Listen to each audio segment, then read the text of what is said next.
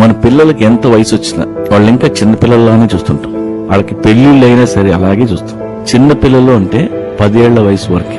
ఓంటమ్మ, బంగారం, బుజ్జుకన్న ఇలాంటి డ్రామాలు మనం కంటిన్యూ చేయకూడదు. మనం యాక్ట్ చేస్తే వాళ్ళు కూడా యాక్ట్ చేస్తారు.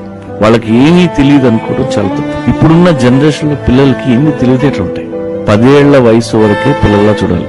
ఆ తర్వాత అడల్ట్స్ లా ట్రీట్ చేయాలి. అలా చేస్తే వాళ్ళు ఇంకా స్ట్రాంగ్ అవుతారు. ఇవాళ 10 ఏళ్ల పిల్లలకి ఇంగ్లీష్ మాట్లాడవచ్చు, మొబైల్ తెలుసు. వాళ్ళ తెలివితేటలు చూసి మీరే మురిసిపోతుంటారు. మీకు 30 ఏళ్ల వయసులో తయారైన స్పెర్మ్కు పుట్టారు.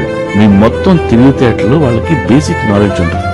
అన్నం తినట్లేదు తిట్టొద్దు, నువ్వు తక్కువ తింటే తిను, ఫుడ్ వేస్ట్ చేయొద్దు, ప్లేట్లో ఒక్క మెతుకు ఉండకూడదని చెప్పండి. వాళ్ళకి ఫుడ్ వాల్యూ తెలుస్తుంది.